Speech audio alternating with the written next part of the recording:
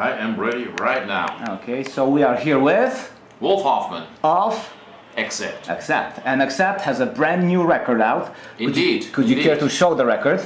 There it is, right, folks. You see it here. And personally for me. Yes. The Rise of Chaos. So now, give us the details behind this record. How did it come about? The writing, the recording, any aha moments, anything? In a weird way, it was almost business as usual. I mean, we had the same people, Peter and myself, starting the process, writing riffs, exchanging riffs, and the whole process takes over. It lasts over several months until we are finally at a point where we have halfway finished songs, and then we give those to Mark. He puts his vocals spin on, and at some point Andy Sneap gets involved. So in a way, it's the same exact procedure as all these previous 3 albums. Mm-hmm. So this is album number 4 with Mark Tornillo, and number 4 of the new era of Accept. The new generation. Yeah, in a way. And but the difference is we have 2 new members in the band, which is great. Mm-hmm. We have Uwe Lullis on guitar and of course Christopher Williams on drums. It didn't really change the process, but it made it more fun. It made it better, I think. How did you come across, actually maybe I should ask, how is it that you lost the old members before you got the new members? Well, the old members decided to, after many years with us, they decided to form their own band, mm-hmm. and that's always cool, we always support that kind of stuff, and we found 2 replacements, so very quickly actually, it was a very smooth transition. What does it take to be a member of Accept? Good playing, and you need to be a nice person, I think. Or, because really it sounds funny, but it's true. Because so much time is spent off stage with each other, and you have to travel. Because right now, for instance, we're on this run. We went to Australia, we went to Japan, and that means you're hanging around airports and hotels and restaurants all day long. And then yes, you spend an hour on stage, but that's really the smallest part of the whole thing. So you need somebody that you actually get along with and that you like, and like I said, we found 2 great guys, Uwe Lullis on guitar and Christopher Williams on drums, and from what fans are telling me, we actually sound better than ever now. And I believe that because we feel better. Now, there's one thing you told me years ago, and that's a really big misconception among the fans whenever the new members come and go, and there were few guitar players over the years. A lot of people don't realize that it is you who track all the guitars on every record, so whether there's a new person or old person, you still get the same thing. Pretty much. That's the way it's could you maybe explain that exactly how it is? Because that would be... Yeah, I mean, it's really not that unusual, mm-hmm. and it started in the 80s when, your Fischer left the band at one point or another, and I was always sort of the driving force in the band anyhow, mm-hmm. and then for a while we were left without one guitar player, so it was always me and the other guys writing the songs and actually in the studio demoing the songs, so it was sort of a natural thing for us to do and for me to do. And back then we sort of didn't talk about it much, but over the years I thought, what's the point? We even made some records with just one guitar player, mm-hmm. and it's actually, in a weird way, it's more economical and it makes more sense in the studio to track, because you want those 2 guitars to lock perfectly well together. That really gives it that drive. If they're slightly different, mm-hmm. that might work for the Stones or some more loose bluesy kind of this and that, but in metal you want that stuff to be locked in, so it makes more sense to use one guitar player, and so I track all the guitars, and since I write most of the stuff, what's the point but on stage, of course, we need a second guitar player, and that's how we work. Mm-hmm. So when the 2 guys joined, it was obvious that we're not going to change our way of working, and they mm-hmm. can't expect that. If I join a band that has been in existence for 35-40 years, I'm not going to come in and say, oh, now we're going to do it all different. No, of course mm-hmm. not. Well, the odd thing is there are people out there still arguing with which guitar you are better with, whereas they don't realize that it's been you all along. Right, exactly. Well, it's understandable, but to me there's quite a difference what you do in the studio and what you do on stage. Even the instruments you play are not always exactly the same. I mean, right now they are for me, but for the longest time I played completely different guitars in the studio that I did on stage. Now, speaking of live performances, I mean, they're, big part of Accept. How are the new guys working out live, like on stage? Right, and that's the main part, yes. Really. And it's great. Oh, you'll see tonight. Plus, there is a live album that just came out recently, too. Exactly, you can see it there, too. Exactly, yeah. So, On the average, how long does it take to complete the writing process for the Accept record? It's different every time. Like a few years ago, we wrote that album Stalingrad within like, I think 6 or 8 weeks. Yeah, that came out fast. Well, and we were already recording the first tracks while still trying to finish writing the last track, so it was almost like too fast. Mm-hmm. This time around, we just took our sweet time and said, you know, we're going to wait until we have 10 equally strong, good songs that we all like evenly well. We don't really want to do an album where we have 2 or 3 songs that we really like and the rest are kind of okay, you know. So we wanted, we just waited and the whole process took almost a year. And the recording then is a piece of cake almost, because at that point you know exactly what you're going for, and you know, if the song is well thought out and it rolls and works well, then the recording is quite easy, I think. Now there's a special connection between you and Andy, your producer, for the last few years. How did that develop? How did you even get the wind of each other to begin with? He should have almost applied for the job when the word got out that Accept is coming back. He must have heard it and through a mutual friend got a connection to us, and all of a sudden we get this call or from my friend. He said, hey, there's this guy Andy Sneap, he would like to meet you. And I didn't know who Andy Sneap was at the time. I said, Andy who? Yeah, sure, we'll talk, we'll meet.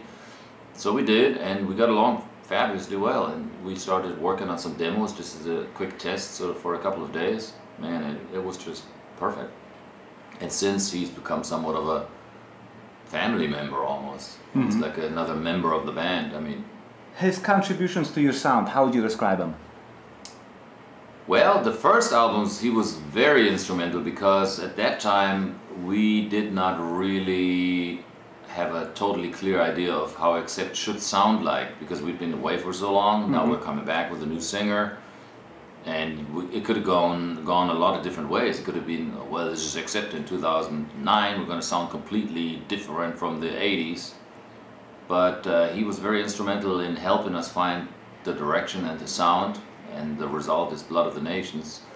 And when that came out and everybody loved it and we loved it and it was well received worldwide, we haven't changed a thing since. So, but now that we know exactly which direction we're going for, I think we're writing the songs a lot more on target, and Andy's contribution shifted a little more towards the mixing side of things, just to make it sound good. So I would say we have done a little more work this time around on our own than in the past, you know.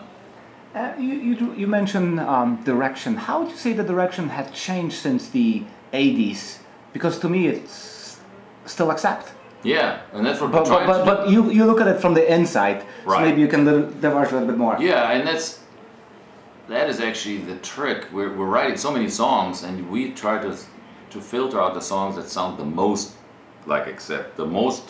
My goal is always to write songs that we shouldn't have or could have written in the 80s, just never did.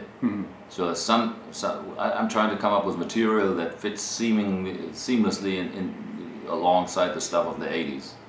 So that when we play it live on stage, you can't even tell, is this a new song or an old song, because they sound so balanced and they work together so well, you know. Funny you should say that. Last time I saw you in this very place, I noticed your set list was much more dominated by newer songs, and I was perfectly fine with that. As much as I love the old songs, I felt the new songs are good replacements for all those classics, and will carry on from now on. How do you feel about that? Good, because that's what we're trying to do. I mean, this sounds like a super simple concept, but a lot of bands or a lot of acts, they sort of start to shift away from where they started, and that's okay, of course, to a degree, but it's even hard. To me, I mean, it sounds like such a simple idea to write songs that you should have written 30 years ago, but really, since, if you think about it, it's not that easy, because we've all, you know, we've grown up, our tastes change, the world changes, everything changes, so you're trying to go back in time and write stuff that you became known for back then. But I think we succeeded from what fans are telling us, because like you said, we write song, or we put our set list together to where you can hardly tell which song is new and which is old, unless you're really familiar with them, you know. On the contrary, how difficult is it to get away from some of those key songs that you had back in the 80s and people expect them, you know, there's songs we'll play until we die, I think, which is okay. You know, that's all right. you know, I think we're right now we have a nice balance of about 50-50% newer material, 50% older stuff, and that might change from one tour to the other to 60-40 at some point or something, but there are certain songs that will never go away, I think. In 2017, how would you describe your fan base? Very mixed. I mean, you would think there's just be... That's why I asked. I think there would just be a bunch of older guys, but in reality is, I mean, there's a lot of younger kids where I sometimes wonder where do they even, how do they even know about us? And it's great, you know. And since we tour worldwide, is of course it's a little different from country to country. So I have no idea really what it's going to be like tonight. But I can just tell you where we just came from, Japan and Australia. There's a lot of young kids in the audience. Same in Europe, you know. So yeah, we have an age bracket of like 16 to 60 at this point, I think. Pretty much, that's what I kind of noticed. I figured I ask you to see how does it look from place to place, not just Chicago area. Pretty much like that, you know. So you see some guys that you call like, ooh, he looks old, but some other guys like, how do they even know us? They weren't even born, and you know, when like album such and such came out. Where do you see Accept going in like 5-10 years from now? Continuing what we're doing. I mean, I don't have a clear PowerPoint presentation, business plan kind of thing. I mean, we just take it one step at a time, and we're just trying to make the best album, the best tour. And it's funny, in the music business, you always have this sort of immediate thing that you are working towards. You know, there's always the next tour in the spring, and after that you have the the festival run, and then there's another album, and there's always something that you work towards. But it's never really anything like a long-term straight road. It's always just that next hump that you're trying to get over, or that next goal. On a personal level, you told me, I think around Stalingrad, that you are working on a follow-up to your orchestra album, and I was like, no way you're gonna make it because you were so busy, there were so many things going on. So busy. But yet, it became reality. You want to show it and say a few things about that? People, there it is. Yep. Headbanger Symphony. And yeah, it finally came out. This is actually a project that was in the drawer for a long time. I started working on this way before Accept was even back in existence. And when Accept came onto the map, I put it aside because I didn't have any time. And one day, about a year and a half ago, I said, man, if I don't do it now, it'll never happen. And I would hate that because I put so much work and effort into it. It was pretty close to being completed. So finally I got my act together. It took a couple of months and mixed it. I went to Prague to record with that orchestra over there, and it worked out fabulously. And it's really well received. And about a month ago at Wacken Festival in Germany, for the first time, we presented that material live with that same orchestra. Man, that was a blast. Wow. Yeah. Outstanding. Finally, can you give me an overview of all the records since reforming? So show each album and just say a few things about it, kind of reflect back what you think about it now. Whatever comes to mind. All right. Blood of the Nations. The big comeback. Big comeback. Full of signatures. Well, you already talked about that. That was the one where you know, nobody quite knew what to expect. Is this going to work? Is it not going to work? We got Andy Sneap involved. We all got together, set in the studio for about a couple of months and just hashed some songs out, and that's the result. And it was so well received. You know, that was the starting point of the whole resurgence of Accept. And like I said earlier, the follow-up album, Stalingrad, really had to be hammered out within a few weeks because we had already committed to a tour at that point, and man, we were really under the gun on that one. Yet both records very strong. I mean, you don't see that fatigue in music. No. It's there. You don't, but there's some songs where I thought, in retrospect, man, we should have had a little more time to sort of, I don't know, work it to the end or something. There's some unfinished corners on that album, in my mind. I mean, it still came out good and fans really loved it, but in any case, it's just sort of a personal feeling. Blind Rage. Then came. Blind Rage, we took our time. It was, when did that come out? 2-3 years ago? 3 years ago, yes. Yeah. Sounds about right. Blind Rage, really well received. Number 3 in the trilogy at that point. Next came a live recording, which was like about time. It was also about time, because ever since the first album, people asked us, ever since Blood of the Nations, people said, "Oh, you're gonna make a live album, live album, live album." But we always felt like, wait a minute, let's get a few more albums under our belt, so that we have more material to choose from, and it's a little more interesting. You can't just make one album and a live album right away. And then finally, which brings us to this one, which we've already talked about, yes. The Rise of Chaos, brand new, 10 songs, full of energy, very proud of it. And so there you have them. Four albums. They're very much, I don't know, stylistically on a straight path, I would say. Now, within the band, I think one of the longest running relationships is between you and Peter. Correct. How would you describe that? I'd say that we're like an old married couple in a weird way, you know. Sometimes we hate each other, sometimes we love each other, but it always, there's this one element that brings us all back, and that's so beautiful. That's what music is there for. You don't have to talk about anything. You just go out there and let the music do the talking. It sounds corny, but it's totally true, you know. And that's where we always bond the best. It's weird, you know. When we have periods where we are really close together, we see each other every day and get along great, and there's some other times when we just cool off for a little while, and you know, everybody goes their own way, and that's okay. It's just like two brothers. I mean, you know, not every day is the same, and you don't go through life, you know, everything's lovey-dovey all the time, but at least on a certain level you always connect, and that's what's the important part is, you know. What keeps it exciting for you? The music, the band. There's a certain feeling that happens on stage, man.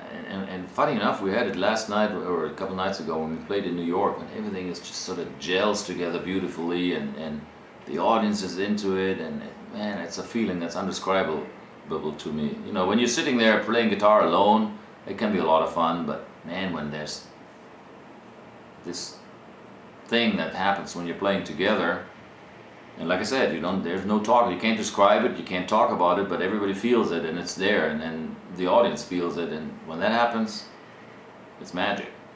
And that, once you have that, you want that again and again, and sometimes these moments happen in front of like 80,000 people, like 6 weeks ago or a couple months ago at Wacken, at that festival, man. Those are moments that you don't forget, and that's what you live for, and that's why you put up with all this nonsense. Thank you. All right, right on.